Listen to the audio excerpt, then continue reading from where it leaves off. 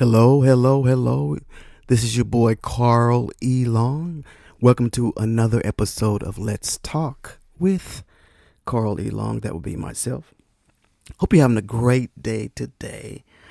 Hope you're having a great day. So, it's time to talk again, guys. I'm so glad that you have been engaging. The comments are firing up, and I'm glad to see that people give a damn. I'll just say that straight on. I'm glad to see people give a damn. People are starting to wake up a little bit here. They're starting to wake up because how can you sleep through a hurricane known as Donald J. Trump?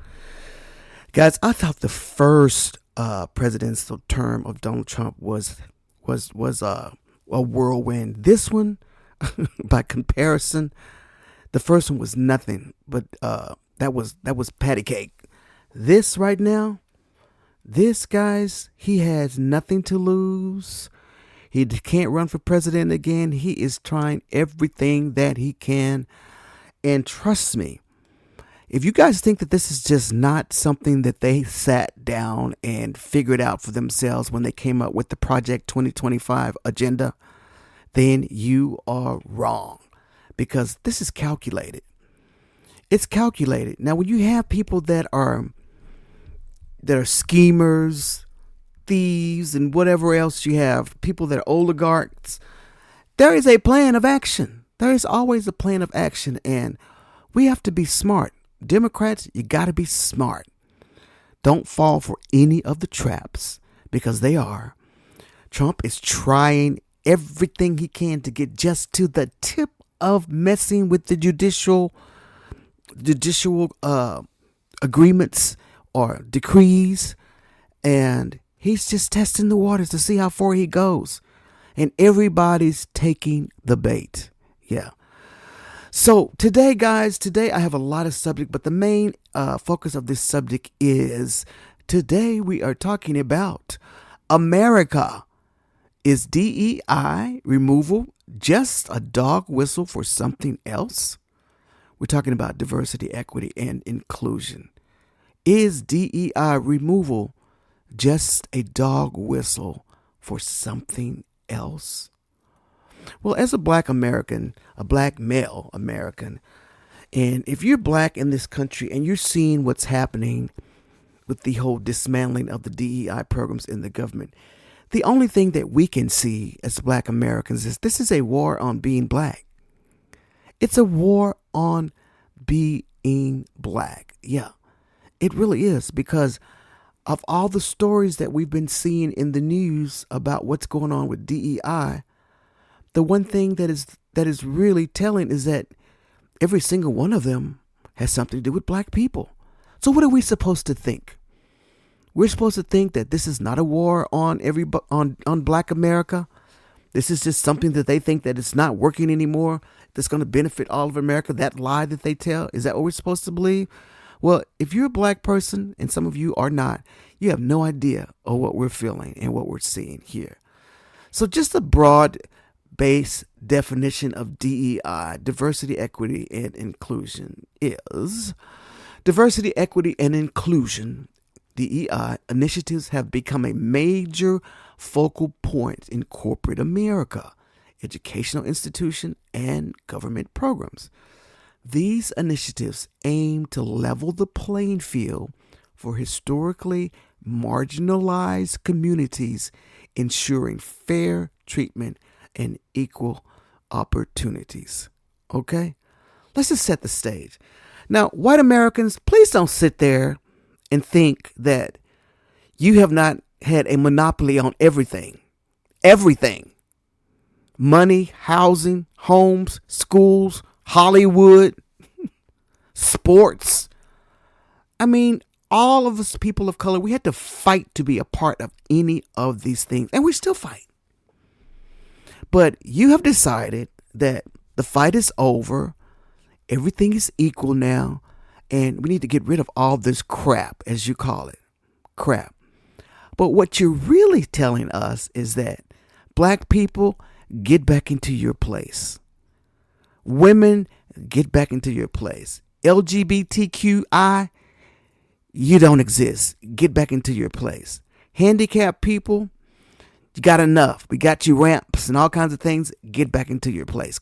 Because these are the things that have really been affected by DEI. And you know what? I don't know that people know that the person that has benefited the most from DEI has been white women. Yeah. White women have overwhelmingly benefited from the DEI programs. People of color have even got a slice of it good. Because women are included in this initiative, white women have been the ones that have benefited the most, because all these companies that want to satisfy their DEI, instead of picking a person of color, they go with a white woman. That's easier. I can deal with the woman easier. So now I can go back to my company and say, we've diversified. Look at all the women that I hired, but they're all white women. So this is such a slap in the face. Yeah. So let me tell you the executive orders that Trump has initiated on DEI, the war on DEI. Let's just look at what he has done on DEI. Well, let's first talk about what the importance of DEI is. Here we go. The importance of DEI in America. DEI is not just about checking a diversity box. It's about fostering an environment where innovative inclusion and equity drive growth and success. Here are some key reasons why DEI matters. Economic and business growth. I think I've talked to you guys about this before, right? Closing the wage and opportunity gaps. Historically marginalized communities, particularly women and people of color, have faced barriers to career advancement. I've been in situations where at my job, I know I've always been the lowest paid in the room, but doing the most work. DEI programs aim to address these disparities by offering mentorships, leadership training, and fair hiring practices. There's nothing in the law, guys, that mandates any of this. We want people to do things naturally. So DEI is not affirmative action. It's a different way of looking at it. It is giving you and attracting talent, trying to get the word out there as to what jobs are there. So attracting and retaining talent. DEI initiatives make companies more attractive to employees. Research from Claremont Lincoln University shows that inclusive workplaces experience lower turnover rates and higher employee engagement. That's a study. That's a fact. That is a fact. And then you want DEI to be reflecting the changing demographics of America. Why does it have to be all white men in everything, guys? There are other people in this country. By 2045, America is projected to be a majority-minority country. Businesses and organizations that embrace DEI will be better positioned to serve a diverse consumer base and build long-term relationships with customers. So who benefits the most? Right? Who benefits the most? You know, the surprising answer is who benefits the most is the companies. I would say the company. DEI policies are often framed as tools to uplift people of color, women, LGBTQ plus individuals, and other marginalized groups. However, data reveals that the biggest beneficiaries is, and I already said that, are white women. White women have been the one that have benefited the most. And you're fighting on that because it's like we have not taken over anything. We still can't do it. Even with this initiative, you found a loophole. So white women as a whole have made a significant strides in leadership. Yeah. The largest gains have been among white women. A Forbes report states that white women hold nearly 19% of all C-suite positions, while women of color just hold 4%. Chief diversity officers are majority white. The majority white. I mean, guys, we have got some talented people that are not white men. All right? White men, you're going to have to step back a little bit, let somebody else do something, all right? Ironically, many DEI leadership roles are occupied by white individuals. According to a Medium report, 76.1% of chief diversity officers are white, while black or African Americans represent just 3.8%. We're not asking you to do anything other than give us a seat at the table, a chance to compete. affirmative action and white women. Research from the National Bureau of Economic Research indicates that white women have been the primary beneficiaries of affirmative action in education and the workplace. While affirmative action was designed to level the playing field for racial minorities, white women have received the largest share of the new job opportunities. You know what? I'm not mad at them, but they have used this as a loophole to satisfy whatever their companies are telling them to do. They just put some women in there. Okay, we've done it. We diversified. All right. Businessship and ownership and government contracts. We want a stab at it. There's some black and women-owned businesses have increased substantially over the last few years, and white women have had greater success to capital. Again, this is what's happening, guys. This is what's happening. I won't stay on that so long. But during all of this period, let me show you what Trump has done. He has removed all of these initiatives through executive orders. Here's what he's done. All right. President Trump's administration has implemented a series of executive actions aimed at dismantling diversity, equity, and inclusion initiatives across the federal government.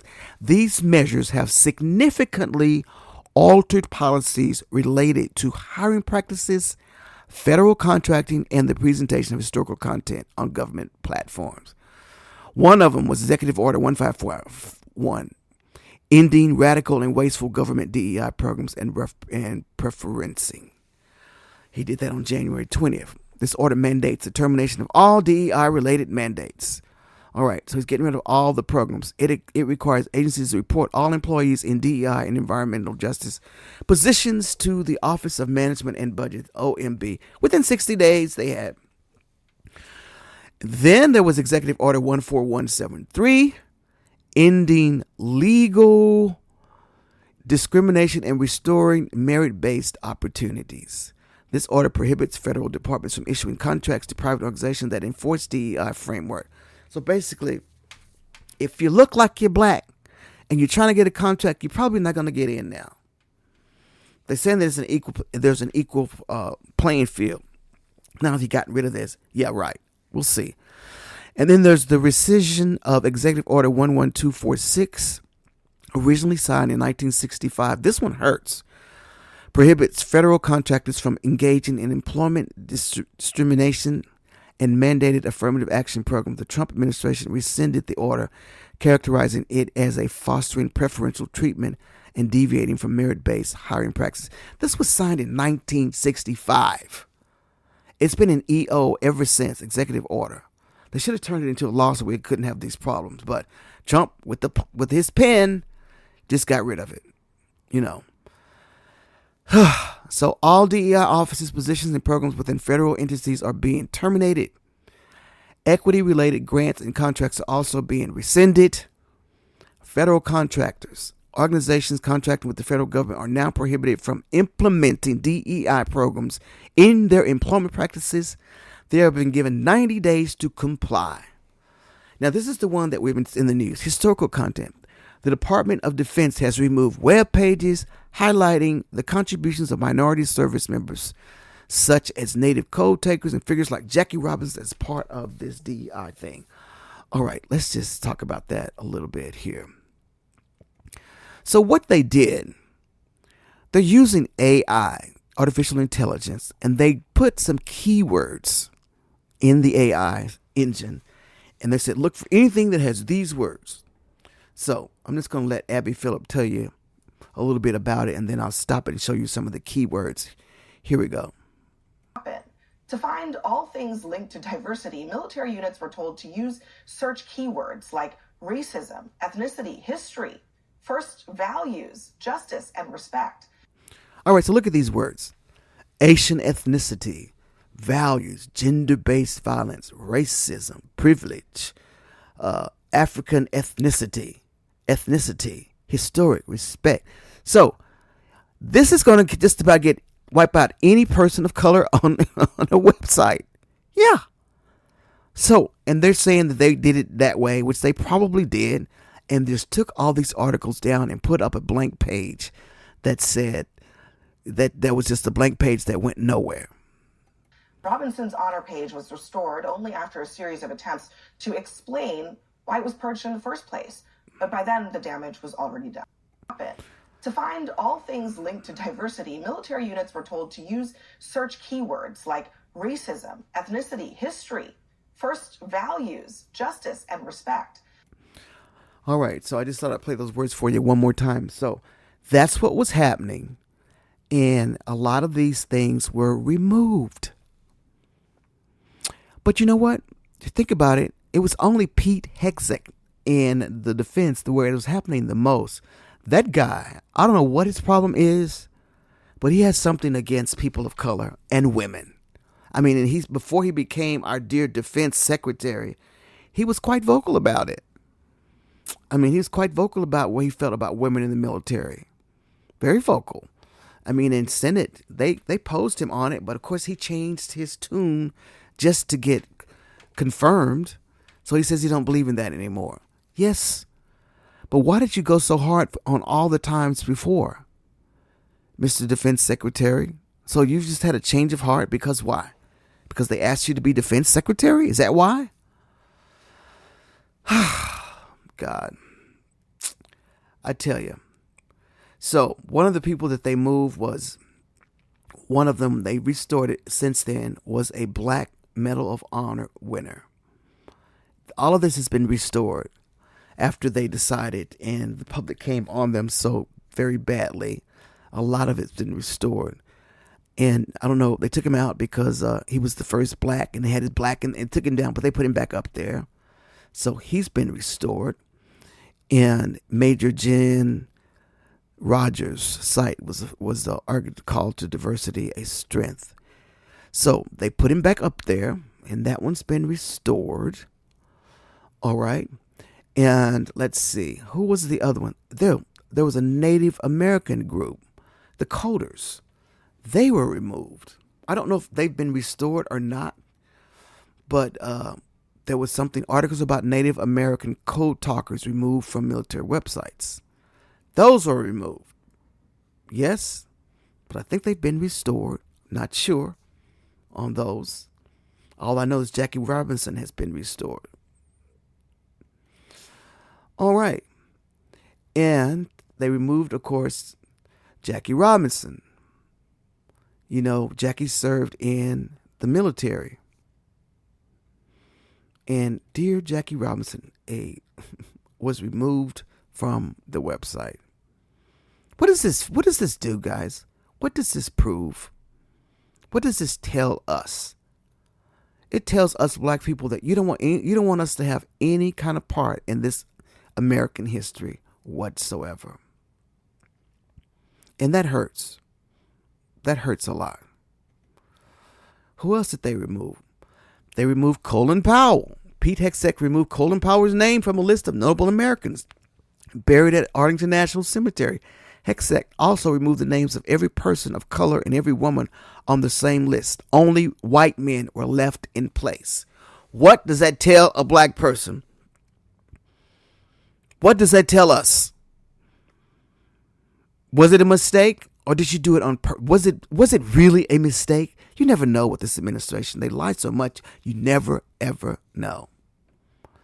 You never, ever know. So I want you to hear dear Maxine Waters speak on this whole subject. She has a passion and fight, and I will always admire her fight for the Black American cause in this country.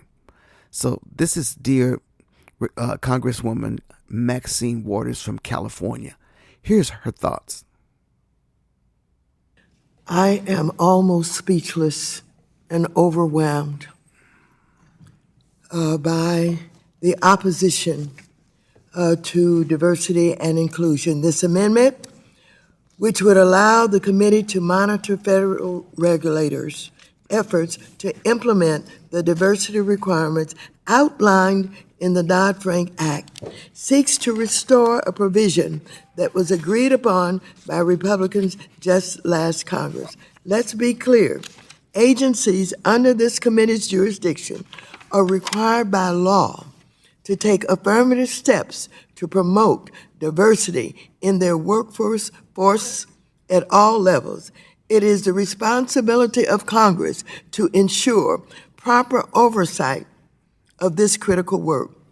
Despite the law just yesterday, the Trump administration required, get this, all federal employees in diversity, equity, and inclusion roles must be placed on leave, paid leave, by 5 p.m. tomorrow, and that all DEI programs be removed.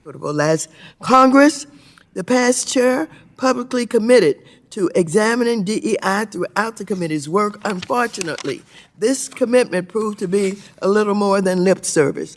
This Congress, Republicans are not even pretending. It is clear that they're following marching orders from their bosses, President Trump and co-President Musk. This abandonment sends a dangerous message that Black and brown Americans, women, LGBTQ individuals, and people with disabilities do not deserve the same access to opportunities and resources as their white male counterparts.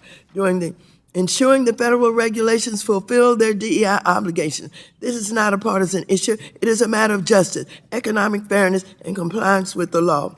And so I sit here as an African-American woman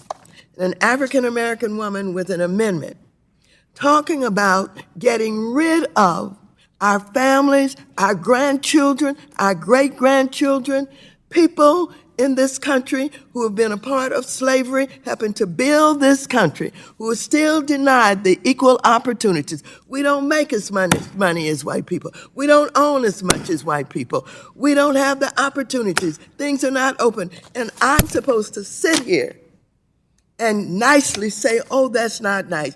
This is hell produced by the President of the United States of America and his co-president. This is outrageous. This is absolutely outrageous.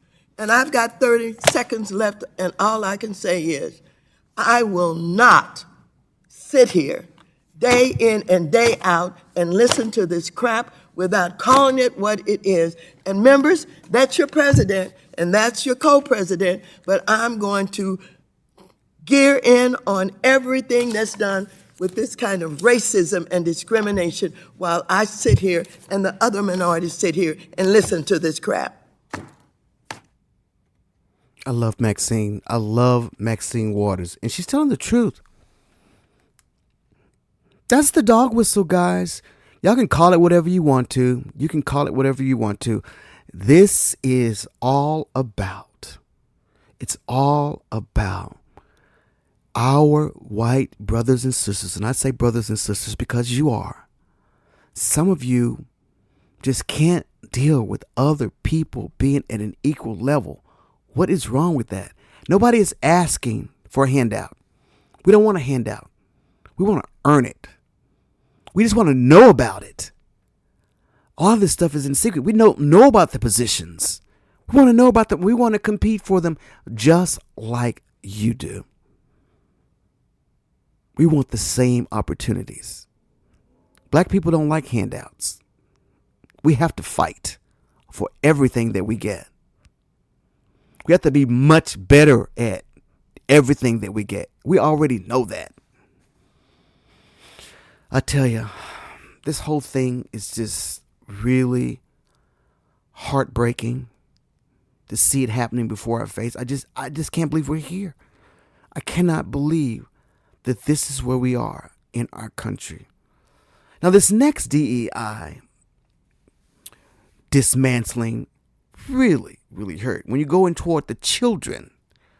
All right, so this is, the government has taken all DEI. So government includes some entertainment venues, which is the Kennedy Center, which Trump has personally decided he wants to be on the board.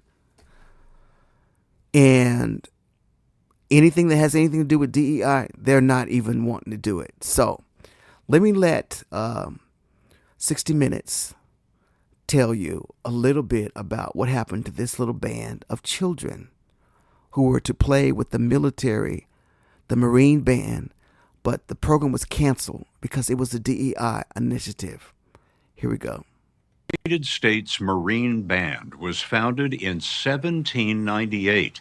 Thomas Jefferson gave it its nickname, the President's Own. Today, 135 Marines still perform the score of the White House from parties to inaugurations. So there was excitement last year when the Marines judged a contest for teenage musicians. The winners would perform with the band. 30 students were chosen. The concert was scheduled, but last month it was canceled. President Trump had issued his executive order against diversity programs, and the young musicians were Black, Hispanic, Indian, and Asian. Because they were silenced, many wanted to hear them, including veterans of military bands who gathered in an improvised orchestra of equity that you might call America's own. The story will continue in a moment. All right, so I didn't pull down the whole clip, of course, but that was the actual thing that happened. And if you have time, look at the entire 60 minutes episode there, and you'll see the kids talking, how disappointed they were. But they ended up finding another place for them to play, which was great. But they were supposed to play with the Marine Band at the Kennedy Center, which has been like accosted by Trump. Nobody wants to go there anymore. The play Hamilton was supposed to have a run there. They decided they're not coming. It's a lot of stuff that's happening, guys, and this is sad. It's sad that our country has come to this. But what's really sad is the disillusionment of the people on the right and how much they deal in untruths, lies, and deception. And they live with it. And it's okay with them. And they speak it. And it's okay with them. I don't get it. I do not get it.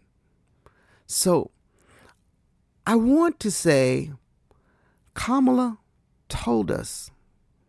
She tried to tell us. Listen to this little video that I have here where a social media person put this together. Well, Kamala, she told us everything. And you know what? I'm very passionate about Kamala and the work that she did for us, bringing our party back together. She did some hard work. She fought hard. And we came up short. So the country thinks, but I'm telling you, I still believe that there was Russian influence in this election. There's proof, but there's nothing we can do about it. Kamala won this election, and I know that in my heart that she won it. And I just want you to listen to how she was pushing so hard. Now, this is where I got upset with the media. Every time she tried to talk about Project 2025, one of the media people goes, the president has said, and Kamala pushed back on them every time. You think we believe it? Do y'all believe him now? I'm asking y'all right now, the listeners. Do you believe that Trump knew anything about Project 2025 now, even though he disavowed it? What you say now? Right? So, journalists pissed off at you for how you did Kamala every time she tried to bring that up, or anybody that brought it up. Well, the president had said, I don't care what he said. It was a lie. And you normalized that lie. And that was giving us a lot of traction. Everybody pulled back after he came out and disavowed. We fell into a trap. We fell into another trap. He lied. The media took it as him being truthful. And they wouldn't even talk about it anymore. They wouldn't even talk about it. I fought your media for that. That was your part in us losing this election, media. That was it. So Kamala tried to tell us. Here we go. Just read Project 2025. The former president said that's not true. He He says everything. Come on, are we really taking his word for it? I hate to say it, I told you so. Tariffs on all imports that he has described would be a 20% sales tax, in essence, on basic necessities for the average American worker. I hate to say it, I told you so. They even want to eliminate the Department of Education and end Head Start, which of course would take away preschool from hundreds of thousands of our children. I hate to say it, I told you so. Otherwise, Putin would be sitting in Kyiv with his eyes on the rest of Europe, starting with Poland. And why don't you tell the 800,000 Polish Americans right here in Pennsylvania how quickly you would give up for the sake of favor and what you think is a friendship with what is known to be a dictator who would eat you for lunch. I hate to say it, I told you so. Donald Trump intends to cut Social Security and Medicare. He intends to give tax breaks to billionaires and big corporations and make working families foot the bill. I hate to say it, I told you so. Ask Donald Trump what his plan is for black America. Democracy. You know what he says he'll do? Terminate the Constitution of the United States. That's right. Let me remind folks. You know what's in the Constitution of the United States? The Fourth Amendment, which protects you against unreasonable searches and seizures. The Fifth Amendment, the Sixth Amendment, the 14th Amendment. Which in most of those amendments, one thing or another was about a movement spurred by black people to ensure that we would be equally protected under the law. I hate to say it, I told you so. There is a huge contrast in this election. Donald Trump has said he will be a dictator on day one. I hate to say it, I told you so. That's a cool little jingle. Hate to say, I told you so. She told us over and over again. And people kept saying when Kamala was saying things that she kept repeating herself, so was Donald Trump. See, that's why they didn't give her equal treatment. Donald Trump repeated the same crap at every rally. But when Kamala did it, she keeps saying the same. She needed to. So that y'all could hear her trying to save this damn democracy.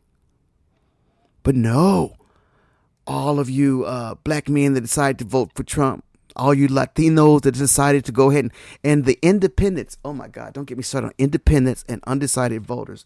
Those got under my craw. Make up your damn mind. Pick a side and vote.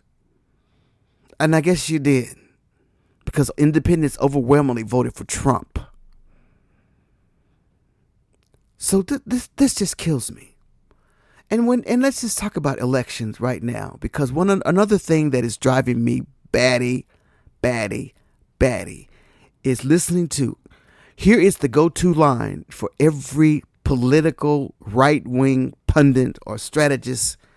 Well, the American people has a mandate, and the American people, 77%, the American people, there is no freaking mandate.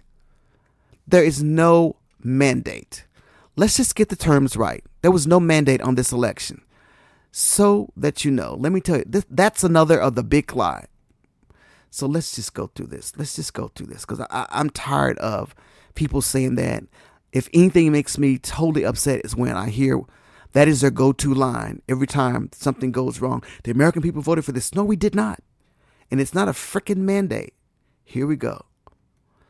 Look, Donald Trump didn't win by a historic landslide. It's time to nip that lie in the bud. That's my boy, dear Mehdi Hassan. In 2024, we have a new post-election lie. Trump didn't just win. Republicans say he won big. He won by a landslide. That is false. Hear me? That is false. He did not win by a landslide. So you remember the big lie in 2020, right? When he said he won the election. Well, this is the new big lie. And every time he says it, and all his little pundits follow him too. So in 2024, we have a new post-election lie from the Republican Party. Trump just didn't win. They say he won big. He won a landslide. He won historic mandate for his MAGA agenda. And it was Trump himself, of course, on election night, who was first to push this grandiose and self-serving falsehood, calling his win a political victory that our country has never seen before, and claiming America has given us a mandate. Lies. Do you see what I mean? And why do y'all fall for this crap? Tell me why you fall for this. I don't understand why you fall for this when we have facts. We have facts. So that was the big lie. All right. So remember the big lie in 2020. Donald Trump lost the presidential election, so Republicans just brazenly lied and insisted he won. They just went along with it. Just because.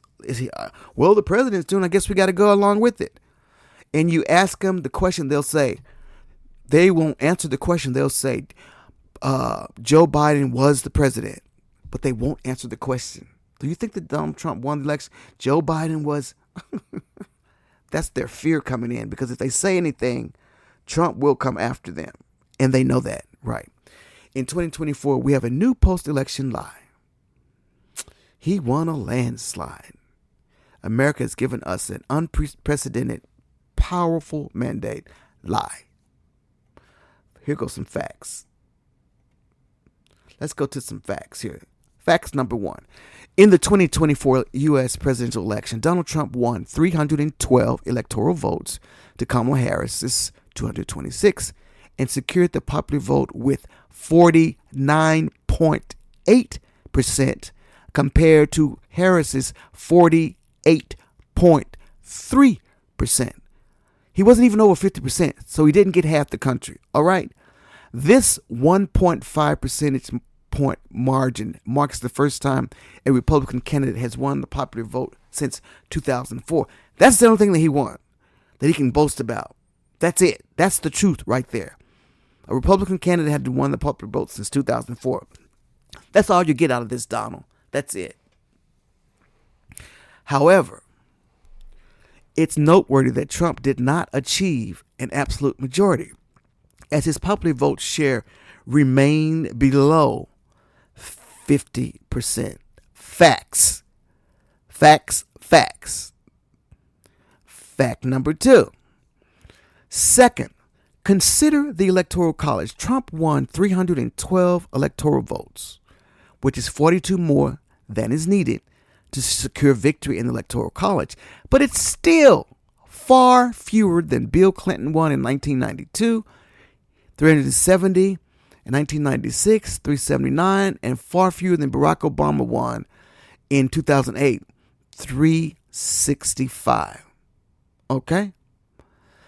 And it's pretty similar to what Trump himself won in 2016, 304. So he didn't even outdo himself. He only got 3 more electoral votes. Okay? He didn't do that well. And Trump himself won in 2016, 304, and what Biden won in 2020, 306. Trump's margin of victory in the Electoral College ranks 44th out of the 60 presidential elections in American history. We actually know what a landslide win is in the Electoral College. Looks like Ronald Reagan, guys. Ronald Reagan won re-election with the whopping 525 Electoral College votes in 1984. That's a friggin' landslide. That's a landslide, people. And by the way, did you know that Trump won the crucial blue wall states, Michigan, Pennsylvania, and Wisconsin, by 231,000 votes?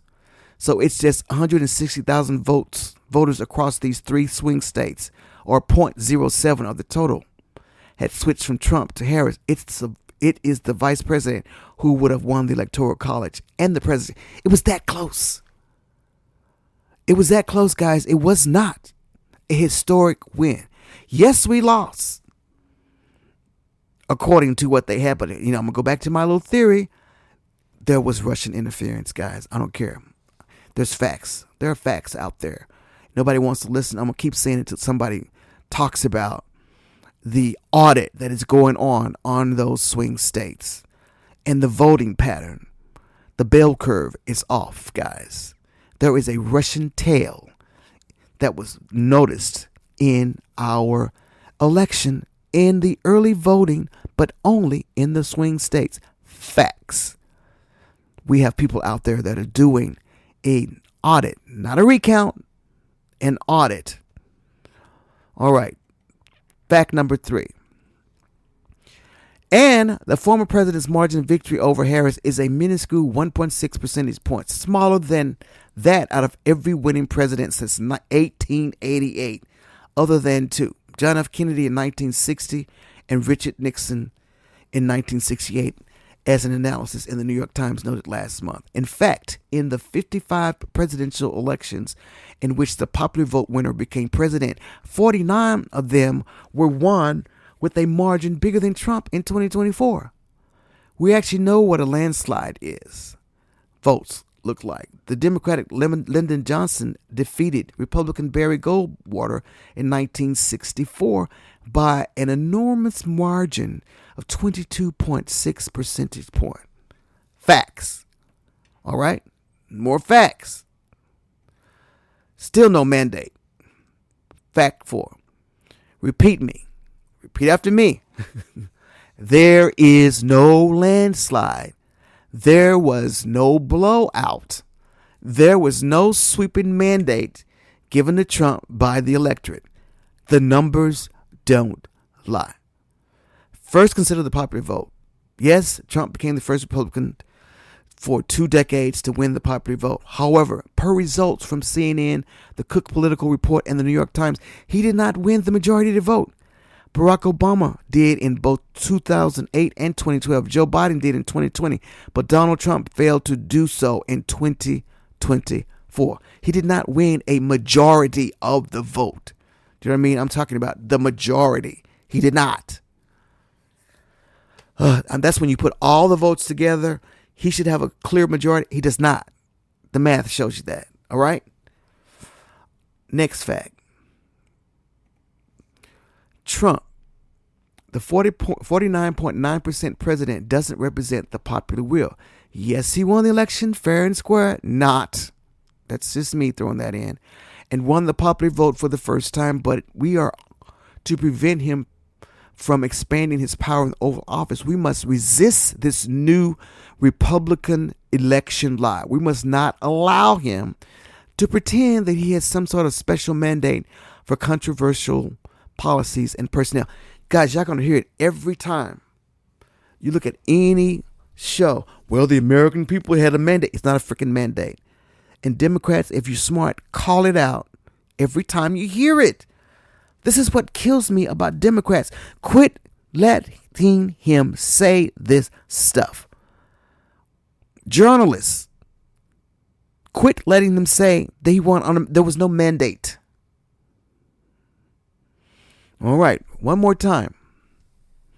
Repeat after me. There was nothing unique or unprecedented about the election results for 2024. Republicans may feel they won a huge victory over Democrats, and Trump may feel his election win was historic, but to borrow a line from the right, the facts don't care about their feelings. Now that we got that out of the way, because that one right there drives me batty. Michael Singleton, Scott Jennings, and a bunch of those other pundits, they will just kill me with some of this stuff. And every time they say it, I just cringe. I cringe. All right, news. The federal employees that have been laid off, a lot of them have been reinstated by judges. This is good news. So let's just show you what's going on here. So we have terminated and reinstated employees from the EPA, the Energy, the Commerce, DHS, and those of you that are listening and not watching, I'm putting a chart up. It shows all the different departments and all of the number that have been reinstated. It is enormous, and I love it. But they have put them on a special leave. So I'm going to play you a soundbite from the federal employees network and let you hear what is going on with this reinstatement from the judges. So listen in and we'll come back. Thousands of federal employees who were fired during their probationary periods have their jobs back, on paper anyway. In a court filing last night, the Trump administration detailed the process agencies have gone through to reinstate those fired workers in the aftermath of a judge's ruling that found the terminations were illegal. But the administration also made clear it's not happy about having to process those reinstatements, and it's still fighting in federal appeals court. Federal News Network's Jared Serbu is here with more on the legal process and the details on which agencies are undoing those terminations. And Jared, as of this morning, those folks are back on the payroll, but not necessarily at work. Yeah, that's right. And it's going to vary a little bit by agency, Tom, but in the vast majority of cases, folks are being placed on administrative leave for one reason or another. What most agencies say is that that's really just an interim measure because that's what needs to happen in order for all the paperwork processing to happen to get these people back into the jobs that they had prior to what have now been deemed illegal terminations. So again, that's going to vary agency by agency, but in the vast majority of cases that we know about, and we should talk about what we know about and what we do know about, it's going to be a case of them being an administrative leave. That particular factoid is also relevant because in a separate court case in California, a federal judge late last night issued a separate directive to the government telling them to explain, okay, why are these people being placed on administrative leave? That's not what my order said. So we've got a little bit of a complication here in that two different courts are issuing substantially the same orders telling federal agencies to bring these folks back. One of these orders affects some agencies, one of these orders affects the others. So this situation is a bit messy. Right, and do we expect the Trump administration to appeal in both cases? In fact, they already have. In the California case, they have appealed to the Ninth Circuit. We have an initial ruling out of the Ninth Circuit just over the weekend, or actually just yesterday on Monday, denying an initial administrative stay that would have stayed the district court's judge reinstating those employees and allowed those terminations to continue. In the Maryland case, they've appealed to the Fourth Circuit, and they have not issued a ruling yet out of that appeals court. But point is, in both cases, the administration is absolutely still fighting these orders from these two federal judges ordering reinstatements. Right. There is the whole question of standing, and who has the standing here, I think, is what they might be arguing. In the meantime, how many people are involved, and what do we know agency by agency so far? So we have a pretty good detailed list of the agencies that were affected in the Maryland case. And I really want to emphasize that because the Maryland case numerically affects most federal agencies, but it excludes the Department of Defense. So huge caveat there.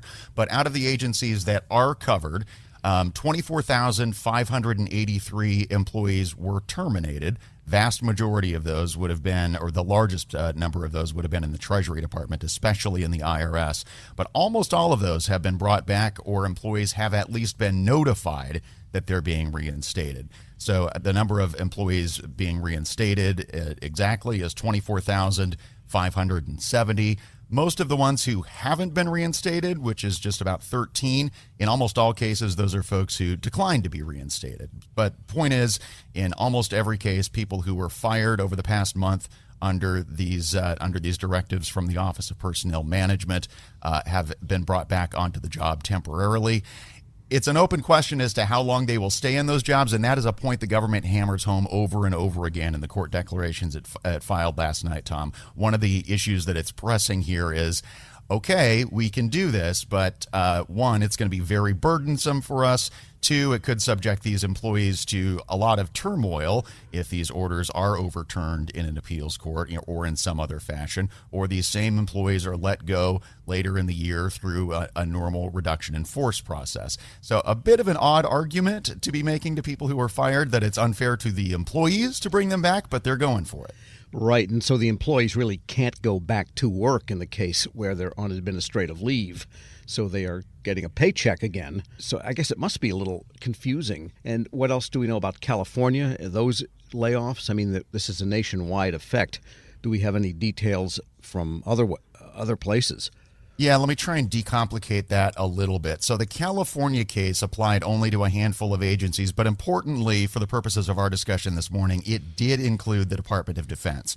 And DOD is the big kahuna that we still don't have really any numbers from so far in terms of how many they have terminated over the past month and how many they have reinstated subject to that California order. And remember, the Maryland order covered basically everybody else with only 3 exceptions: DOD, NOAA, and the Office of Personnel Management itself, interestingly. But when you put those two orders together, substantially all of the government is covered with orders saying that they need to bring back their probationary employees. By noon today, in that California case, The judge wants an explanation as to why these folks are being brought back, in many cases, in just an administrative leave status instead of being put fully back into their jobs that they had prior to being fired. I expect that we're going to get many of the same explanations that agencies have already given, which is this is a burdensome, paperwork-intensive process. I don't think this California judge is going to have a lot of sympathy for that argument. He's been very frustrated with the government's filings over the past few days, in which they've come forward with agency declarations explaining how difficult this is going to be. And the reason that is frustrating, he says to that court, is that the government had failed to produce any witnesses at all up through last Thursday to explain exactly what they were up to here. That case specifically, Tom, was the one that was challenging the legality of OPM issuing what OPM says was guidance. What the plaintiffs say was an illegal order to go fire these employees. That case ruled that OPM has no such authority to direct any such firings across the federal government, and determined that those were actually illegal and ineffective, which is why he's ordering them brought back. Wow, it's a lot of complicated legal entanglement here, I guess, both ways. And what about Veterans Affairs? Because that was another one that let go of some probationary, and they've been bringing people and expanding that agency a lot over the last few years. Yeah, the VA had a vast number of probationary employees and really fired relatively few of them. There were 46,000 probationaries overall. They fired 1,683.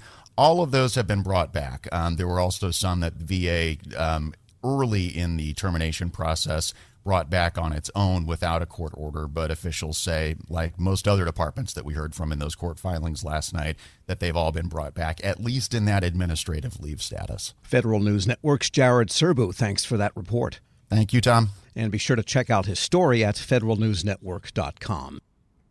All right, I want you to hear the entire thing so you can get a gist of what's going on with the courts.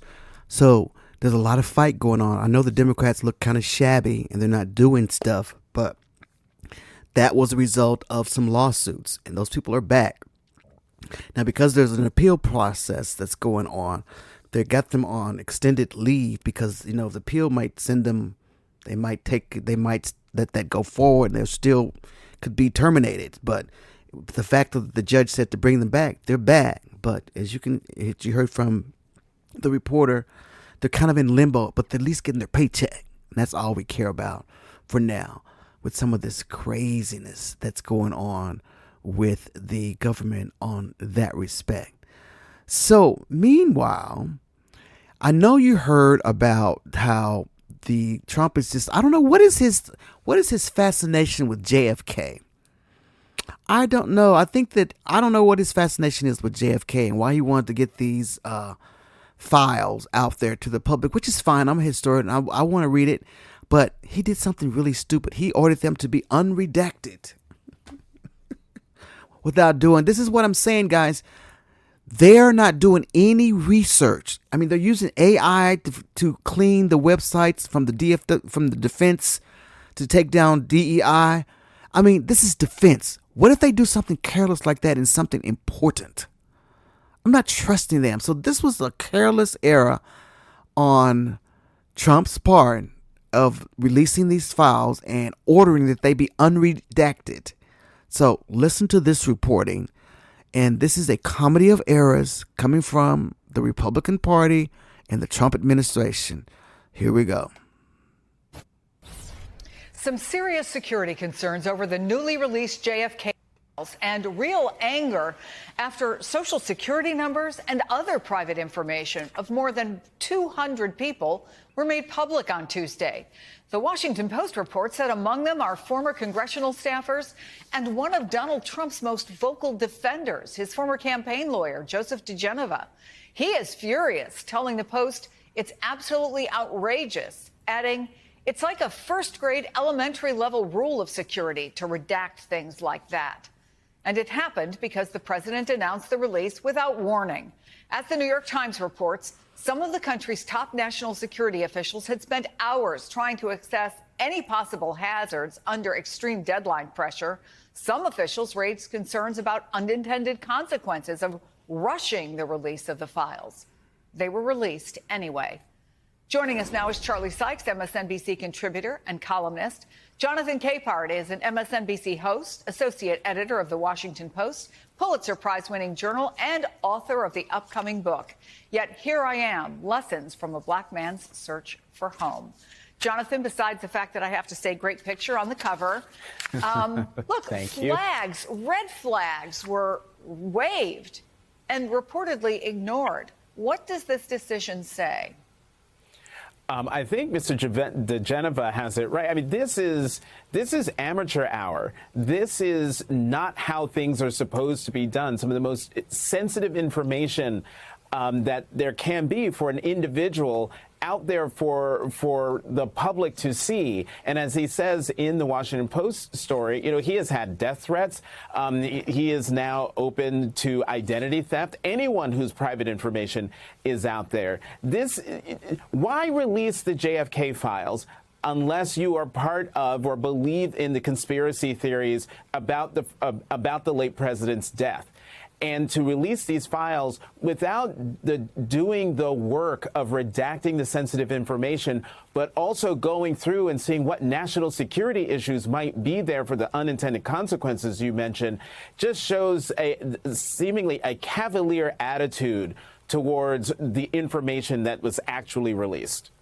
Charlie, Jonathan's paper, The Post, talked to an intelligence expert who said this: someone dropped the ball. I hope they weren't as sloppy in the JFK files with covert agents and assets overseas. Should it be obvious to everyone why you don't rush this? It ought to be, and I think that I agree with everything that Jonathan said, and the real concern ought to be the pattern and practice that we're seeing from this administration, which was not only cavalier and sloppy in the release of this document, but throughout the government, where we're seeing this rush to follow Donald Trump's sometimes erratic impulses to shut things down, to release things. And there's been a cavalier attitude towards privacy and civil liberties really across the board. So I just wanted to throw this caveat in. So whomever was responsible for putting this out through orders from Donald Trump, he's not doing anything physically, of course, but he's giving orders. Is everyone just that afraid of him that he says to get it out immediately, that you just do a sloppy job? This is what I'm trying to show you guys. What does this guy have on everybody that makes him do silly crap? This was major. All of these people, most of them are probably dead, but there were a few people that were alive that are still living. But the fact that you put any social security numbers of anybody in there, you put that out there for scammers to get these numbers of dead people and use these numbers. I mean, it's putting all of their information out. That's what was redacted, Mr. Trump. And a lot of the historians have already scoured those documents. And I don't know what new is being found. And they're guessing it's not going to be too much more than they already know. You know, I'm glad that they're out there. But do the work. Donald Trump, you don't know everything, man. Come on. And so I think there ought to be real concern, especially as we see at the amateur hour moving into very sensitive Social Security information, IRS information. Will we see greater care, or is this going to be a pattern where the administration just demands, the instant release or the release of information and the consequences be damned? I mean. That's just it, guys. That's what scares me to death, is that the mere stupidity of this administration. Now, when it gets into more serious things, times of war and things of that nature, I'm afraid. I'm just afraid. I'm sorry. Be very afraid. Oh, boy. Meanwhile, and the judges are working. A federal judge has blocked Trump's administration from banning transgender people from military service. Judge Anna Reyes ruled Tuesday that Trump's order to exclude transgender troops from military service likely violates their constitutional right. Do you think, Judge, you can just say if you're transgender you can't go? I mean, if that's going to be the liability, I know you have flat feet and all kinds of other physical things that keep you from military service. So how y'all going to get that in there? A federal judge blocked an enforcement of President Trump's executive order. So she ruled that Trump's order to exclude transgender troops from military service likely violates their constitutional rights. She was the second judge of the day to rule against the administration, and both rulings came within hours of an extraordinary conflict as Trump called for impeaching a third judge who temporarily blocked deportation rights, drawing a rare rebuke from Chief Justice John Roberts. And we'll talk about that here in a minute. But yeah, so that's what's going on. The courts are hanging on there, guys, but people want to laugh about constitutional crisis. But the minute he doesn't do what a judge says, we are screwed.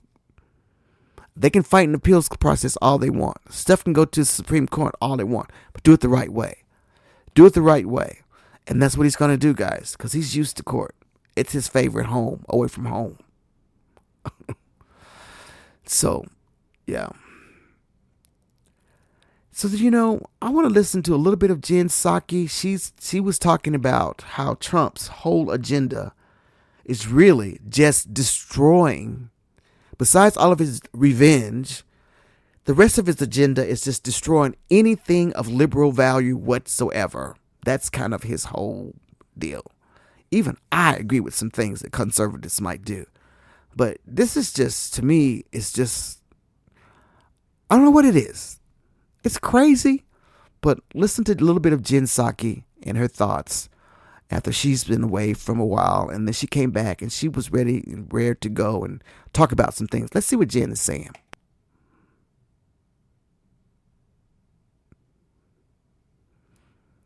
Okay, I was out last week. I stored up a lot of thoughts about all sorts of things. I did watch the whole government funding debacle from afar. It feels to me like it's about time for a really honest conversation about Democratic leadership in Washington right now and what the heck is going on there. So we're definitely going to have that conversation tonight. I have my own thoughts I'm going to share with you, too.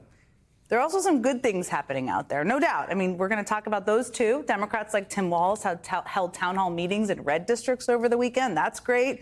Senator Ruben Gallego held a town hall in Phoenix, Arizona today. He's going to join me later tonight to talk about how that went. We're also going to talk about the hearing tonight over deportations that just wrapped up. Ryan Riley was in the courtroom. He's hustling over here to the studio, and he's going to tell us about everything that happened in that room and what the judge had to say. But I wanted to start tonight with what I kind of think is one of the unifying principles of this administration. And that is basically their myopic view on owning the libs, as they call it. They love to own the libs. To the extent that they have one goal, owning the libs seems to be that goal. And by that, they mean doing anything they can to offend, humiliate, or destroy things that anyone left of Sean Hannity may possibly care about. So that's the agenda, guys. So I guess we don't know anything. I guess this whole other half of the country, we don't get to get anything. There is no compromise whatsoever. No matter what we think, nothing matters. You're only going to rule with half the country, and everybody else just has to live with it. That's not the way it works, buddy boy. That's not the way it works. Unfortunately, that's not the way it works. You are the president for all people. All people. Not just the right, but the libs too. So, she was talking about the deportation rights that happened with the Venezuelan gangs, supposedly, and deportation, I keep saying that word wrong, rights of these citizens or not citizens or whatever they are, but they have rights. Criminals have rights, no matter who it is. You just don't throw somebody on a plane and send them to El Salvador because they have a tattoo that looks alike. That is not due process. So listen to Rachel Maddow on a person who was caught up on this plane with all these Venezuelan supposedly gang members who is not that at all. Just happens to have a tattoo like them. And this guy is a hairdresser. And he's gay. But he's been thrown up in this plane, and he's in El Salvador. His sister's been looking for him. But this is what I'm saying. When you don't give Americans due process, they can come and scrape you up off of the streets with no due process and send you away. That's not what this country's about. And if anybody is saying that he's right about this and using some ancient law to do it, you're out of your mind. You're out of your mind. Okay, let's listen to Rachel Maddow. This is from a declaration filed in court by a woman who fears her brother has been deported to that Salvadoran prison. She says her brother has never been part of a gang and that he has no criminal record. Quote, I last spoke to him on March 14th, 2025, and believe he was removed to El Salvador shortly after that because I have not heard from him since then, and I can no longer find him on the ICE detainee locator. If he were detained anywhere in the U.S., I know he would contact me because we spoke almost daily while he was previously detained. If he were back in Venezuela, I would hear from him as well. I'm extremely concerned about the health and safety of my little brother. From a declaration filed by an attorney for a young man, she says, fled Venezuela for his safety. Quote, on Friday, March 14th, 2025, one of the attorneys assigned to his case called the detention facility where he was thought to be to try to schedule a legal call. He was told by the facility that his client was no longer there. He asked where his client was and was told by the facility employee that he did not know. Here's immigration lawyer Lindsay Teslowski, quote, our client worked in the arts in Venezuela. He is LGBTQ. His tattoos are benign, but ICE submitted photos of his tattoos as evidence he is a gang member. His attorney planned to present evidence he is not, but he never got the chance because our client has been disappeared. Joining us now is Lindsay Teslowski. She's president of Immigrant Defenders Law Center. Ms. Teslowski, thank you so much for being here. I appreciate it. Thanks for having me. So this is unusual, and correct me if I am wrong. I know that you have not previously identified your client when speaking to the press or when speaking publicly, but I understand that you want to share his first name and some photos with our viewers tonight. Is that correct? That's correct. Names and identities of people have been shared today via list, and so we know that it is inevitable that our client will be identified, and we feel it's important to let the world know who Andrei, our client, is, because he is a human being. He is a young professional from Venezuela. He's a makeup artist. He is a gay man. He is someone who came to the United States seeking protection. He came seeking asylum. Upon entry into the United States, he was detained because of his tattoos, some of which you can see in those photos, but these are not the tattoos of somebody who is involved with gangs. These are normal tattoos that you would see on anybody at a coffee shop anywhere in the United States or Venezuela. And today, we have confirmation from the government, one of the few groups or attorneys that have confirmation that our client is indeed in El Salvador. Our client last week was supposed to appear in court where we would have started the process of refuting the baseless allegations against him, but we never got to have that chance. Our client has been forcibly removed and disappeared, and we don't know what his legal case, where it goes from here. Do you know if he has any legal recourse at all? Do you have any means of contacting him, or do you have any means of trying to track one down if you don't have one now? So the only reason we know that our client is in El Salvador is because he was supposed to be in court last Thursday. ICE never presented him. Over the ensuing days, we realized that he was likely part of this, group of planes that went to El Salvador. When we went to court on Monday, we were finally told by ICE that it was confirmed he was in El Salvador. And that moment, they said that he was removed to El Salvador. The immigration judge said, how's it possible that he's been removed if there's no removal order? And the ICE attorney that was in the courtroom said, I don't know. The case has been set over, so we do have a hearing coming up in a couple weeks, but ICE has now told us that they will not facilitate communication with our client because he has, in their words, been removed, and that they will not make him available for that hearing in 2 weeks. So at this point, we are, of course, watching the case closely that is ongoing related to the Alien Enemies Act, and we're pursuing all avenues because, our client's life is at risk. We're concerned for his safety, and the fact that he was forcibly taken from the United States with no due process, it's something that really shocks the conscience in a way that we haven't seen since family separation happened in 2018.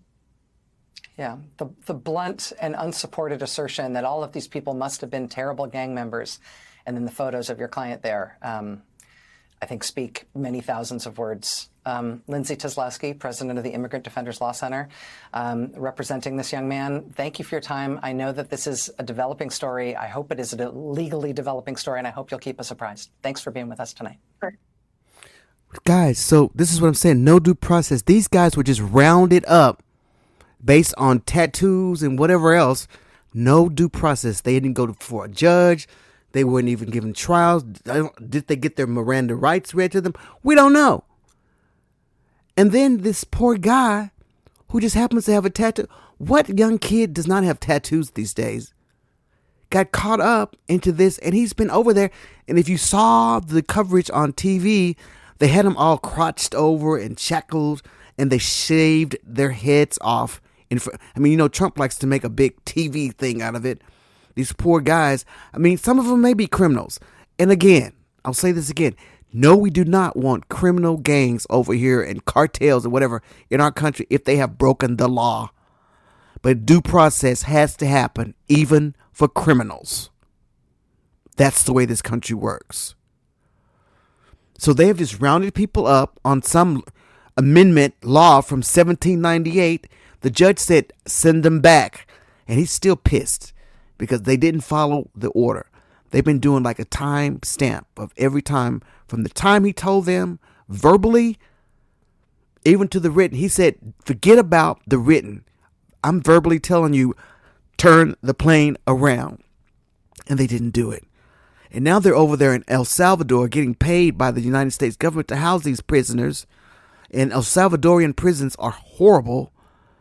And we don't know what's going to happen to some of those innocents. There's another guy in there, a black guy, who got caught up in this gang because of a tattoo as well. He's from another country. I'm not sure what country he's from, but he got caught into this as well. Do y'all see what's going on? MAGA, listen. I know you don't give a damn, but, listen anyway. Independents, are you listening? Due process is a part of your rights as an American citizen. This could happen to you. Yes, this could happen to you. Wow. So I wanted to play this one video here about Elon Musk. This is the person who has been studying Elon Musk and his family and their migration to South Africa. And this is kind of chilling. This is kind of chilling, but I want you to listen to what he has to say about Musk's mother and how they got to South Africa. And he doesn't have a very nice past, guys. So there's no reason for us to trust anything he does or his feelings about people of color, because based on what his parents have done and taught him, possibly, I don't know, it's very possible that he does have some sentiment about it. So listen to this. I would call him an expert on the family because he's done a lot of research. I don't have his name. I was trying to find out. He was on Katie Couric's podcast, and I'll find out what his name is, and I'll try to report that back in another episode. But anyway, he was on Katie Couric's podcast, so he has to be a legitimate researcher or podcaster or documentary-ist creator on these people, the Musk, because he's been studying them for a while. So here we go. Let's listen to this from Katie Couric's podcast. And here we go. Remarkable sort of measure of how the world has turned, that a nostalgic product of apartheid South Africa, Elon Musk, whose grandparents moved there after the Second World War. They were in the Canadian Nazi Party, his maternal grandparents.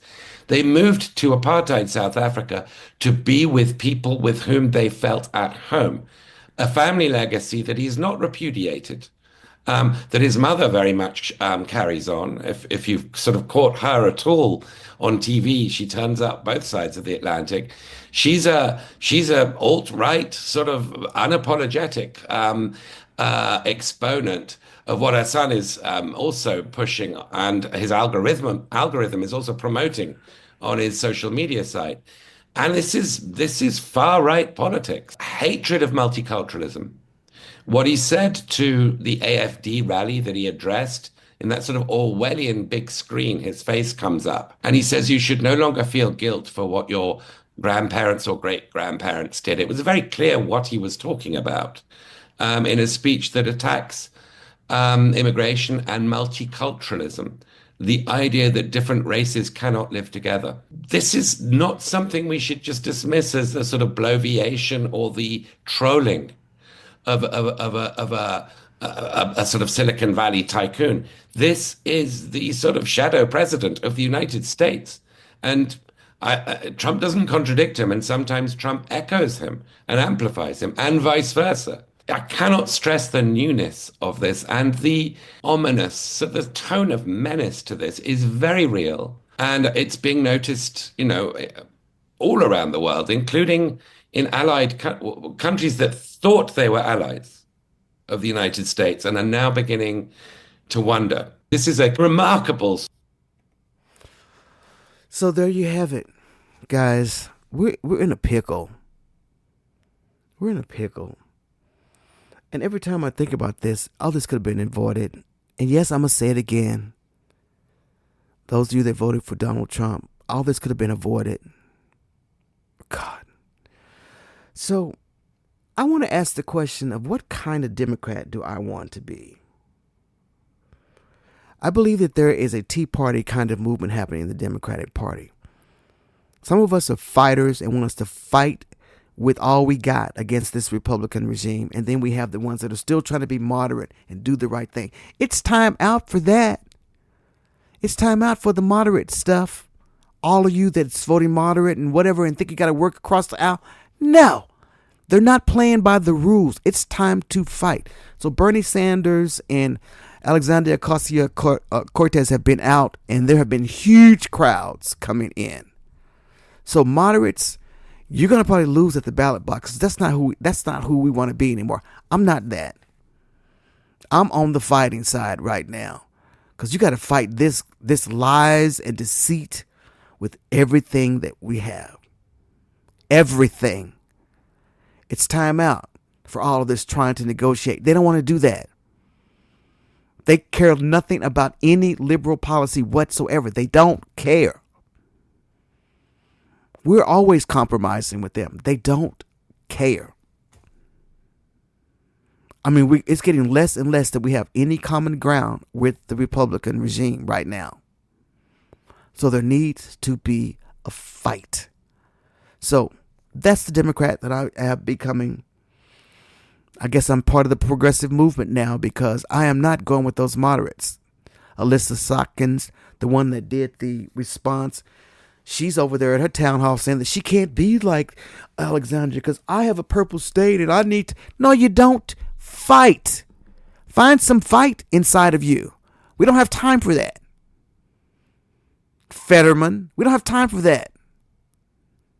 Chuck Schumer, we don't have time. We have to fight. 4 years could tear up this country totally. And they're not going to negotiate, Chuck. So I'm still upset with you about that, but we're going to move on. All right, so I want to let you listen to Adam Kinzinger on Trump coming after him about the pardons, which I think that's probably gone because there's nothing else we can do about that. But Adam is tough. Listen to Adam. Here we go. Pardon, it was preemptive just in case Trump's Justice Department goes after you and other members of the January 6th committee. What was your reaction when you saw Trump's post last night declaring your preemptive pardon void and vacant? Well, first off, I'm trying to figure out what he's trying to distract from, because that's what all this is, always a distraction to try to get people's attention, or maybe he hasn't felt like he's gotten enough attention. But look, Jake, it's like, bring it on.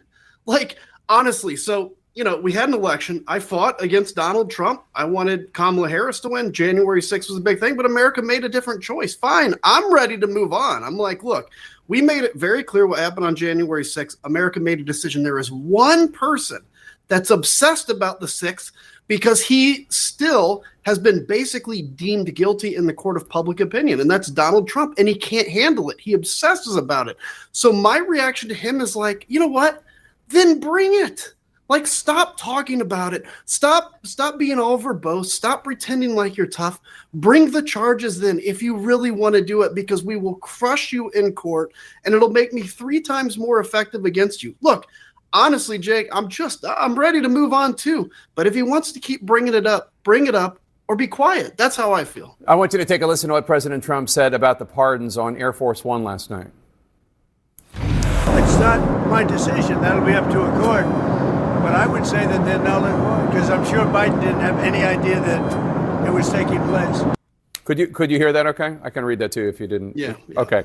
So do you think Trump's move to say the pardon in his view is void is because he wants to investigate the January 6th committee members? Or do you think this is more about trying to reopen a discussion about President Biden's mental acuity, which, of course, could also serve, as you say, as a distraction? It's probably a little of both. Look, I think he's obsessed with January 6th, and there's no doubt if he could break the law and come after us, he would. And, again, we'd crush him in the court of law.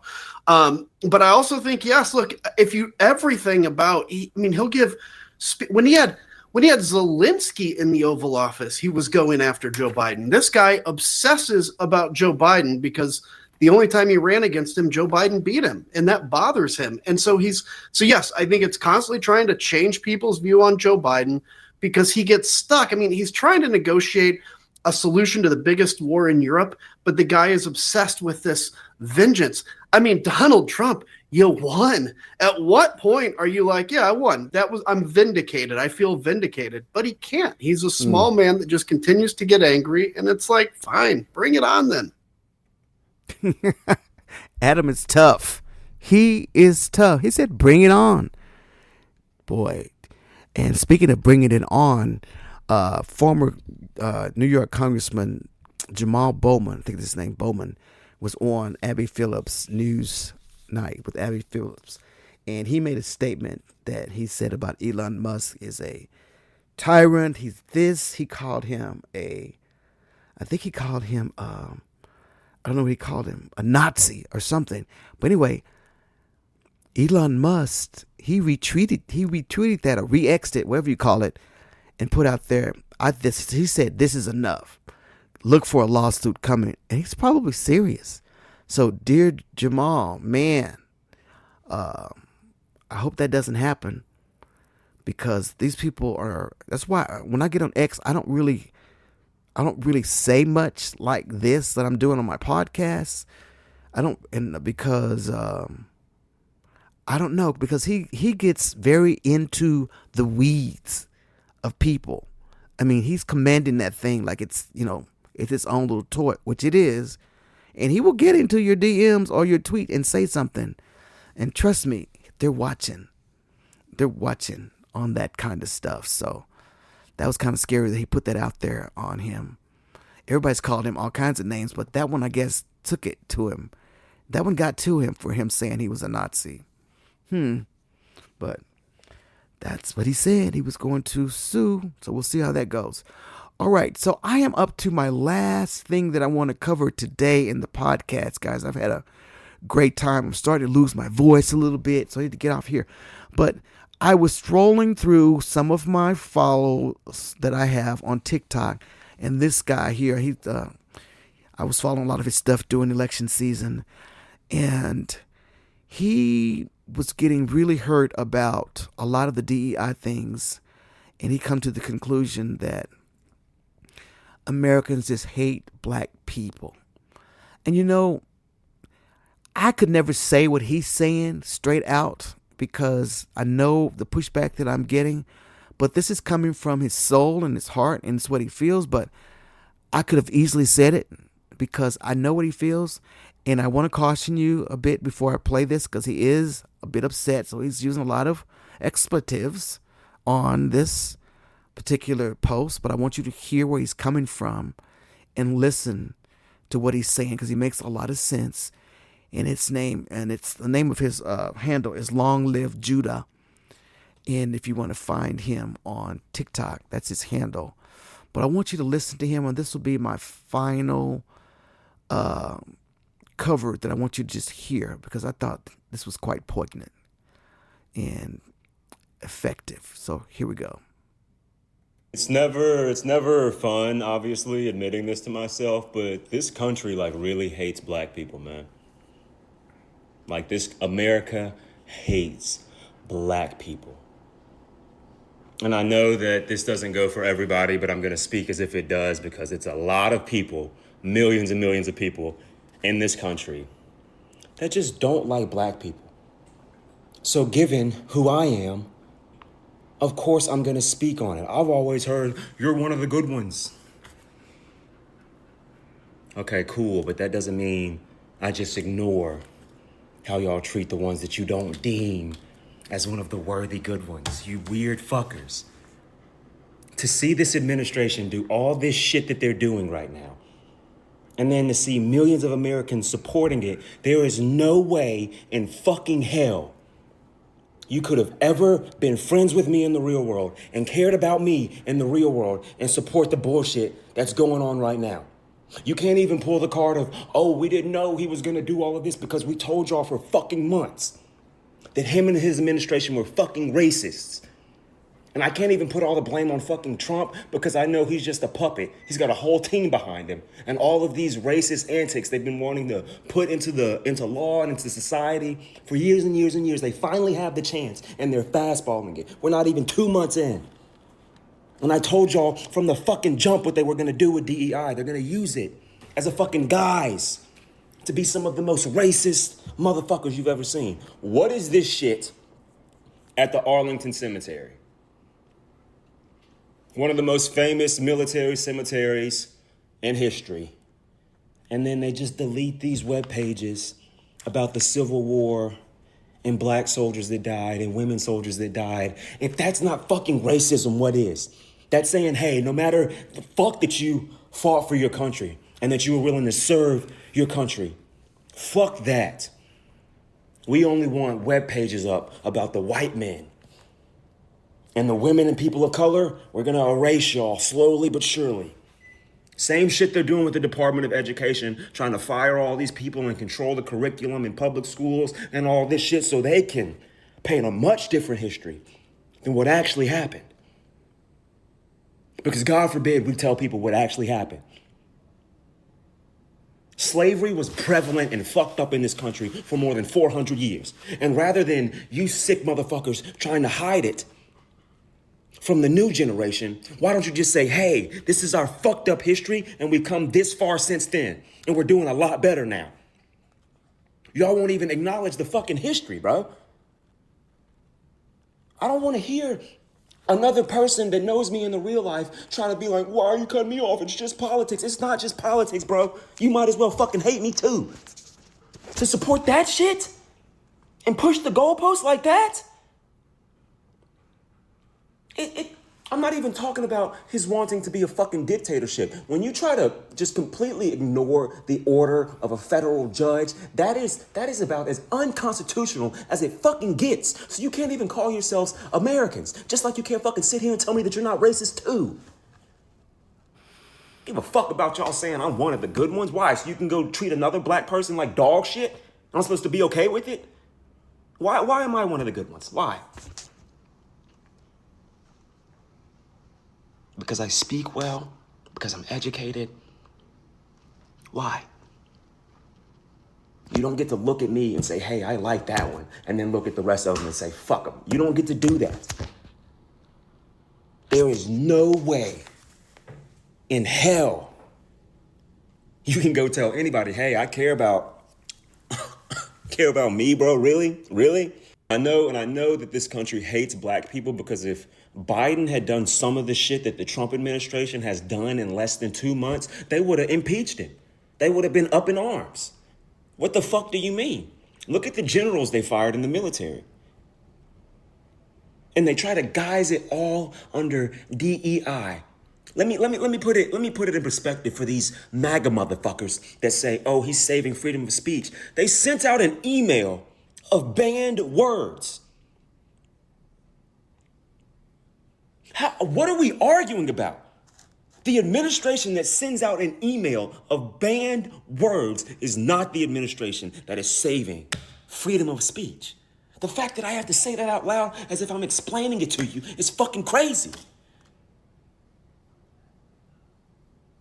There are a bunch of white supremacists, Christian nationalists, white nationalists that were pissed off about the Civil War, pissed off about the Civil Rights Movement, pissed off to see black people and marginalized groups and minorities having such positive lives in their country.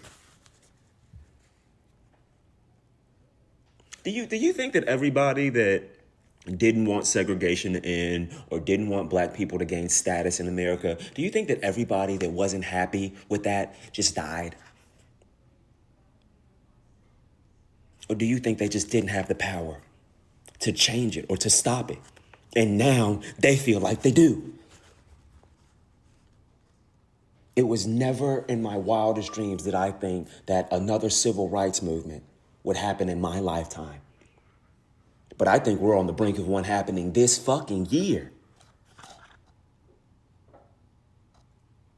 They're arresting U.S. citizens, trying to deport them. Trump is out here trying to make MSNBC and CNN illegal. What did that fucking White House press secretary just say? They were trying to say that Biden's preemptive pardons are null and void because he used an auto pen. And one of the CNN reporters was like, well, do you have evidence of that? Do you have evidence of that accusation you're making? And the fucking White House press secretary goes, well, you're the reporter. You go find it. No, you made the accusation. You provide the fucking evidence. That's how you know what they're doing with fucking deportation is profiling, because they don't even want to provide fucking evidence. During the campaign trail, they didn't want to be fact-checked. Trump was so happy to debate Biden no matter how many times. He debated Kamala once, got his ass whooped, and avoided the second one. They run from the facts and evidence. I just can't believe to see thousands and thousands and millions of people support this bullshit, but then call all the other administrations un-American and corrupt. I can't even call it a cult mindset anymore. It's a fucking sickness. It's the same shit they try to do with TikTok. They accuse TikTok of all this bullshit about data breaches. No evidence whatsoever.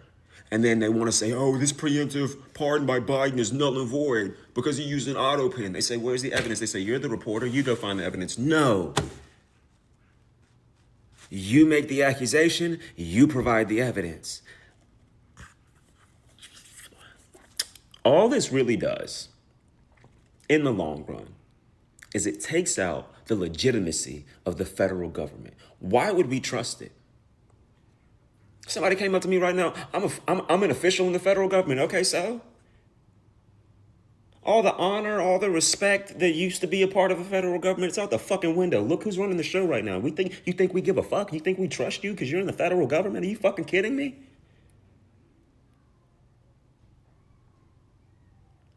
What?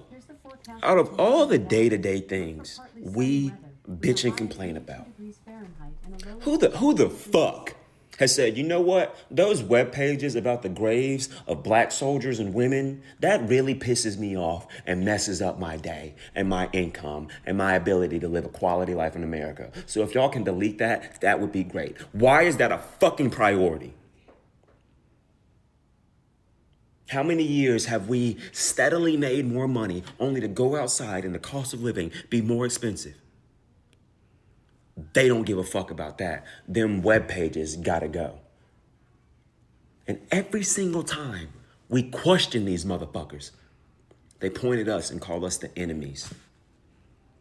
and the demon Democrats and all this other bullshit. And we're saying, no, y'all are doing some un-American, unconstitutional, racist bullshit and lying to us in our fucking faces. That's why you don't want to do any town halls. That's why you only want to give power to media sources that kiss your ass. That's why you run from fact checking. That's why you never want to be in the fucking spotlight, because we see right through your bullshit. We see the hatred. And they run from it all the same.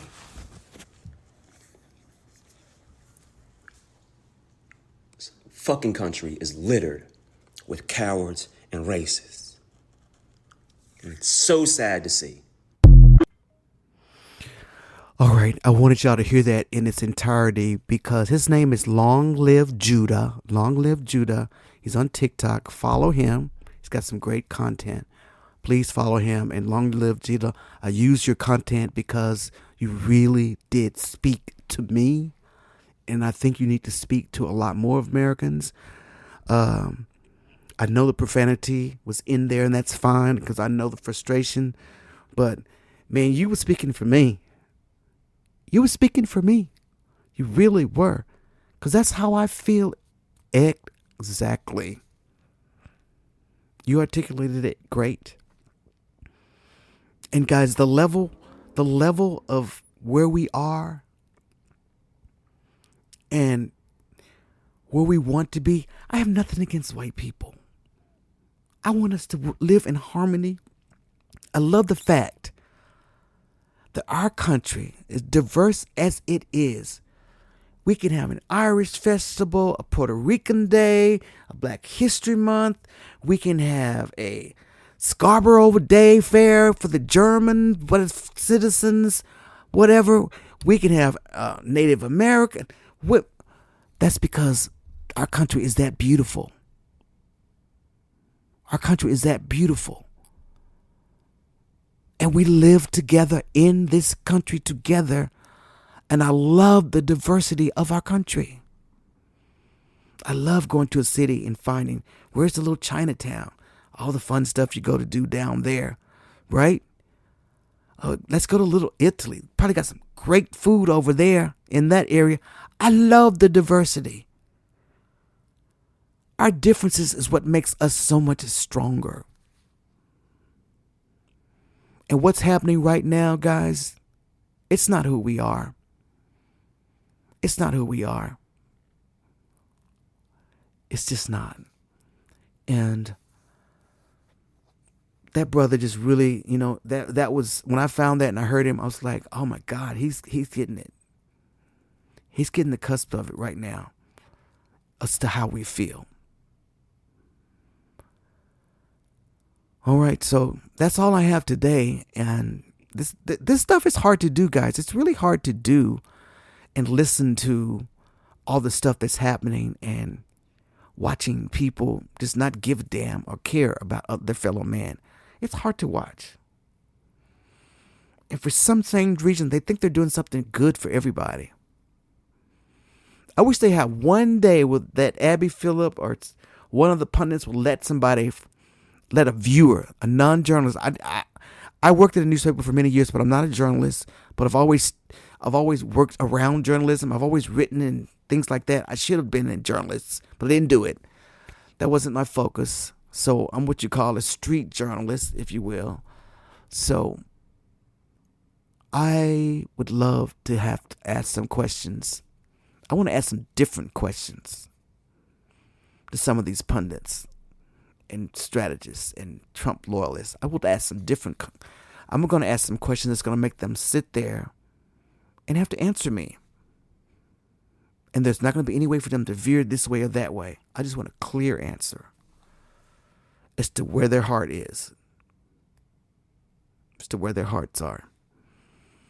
Because I know their hearts can't be as hard as some of the things that they're saying and doing and ignoring and lying about and trying to put this facade over the American people.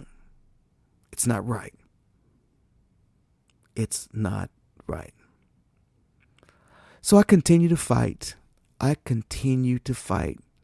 And I thank you so much if you're one of the people that are following and listening to my podcast. I hope I'm giving you great content. The content Guys, the comments are getting way crazy. They're coming at me. They're coming at me hard, but it's all good. I try to engage, but keep it coming. And thank you so much for joining me for another episode of Let's Talk with Carl E. Long. You have a wonderful day.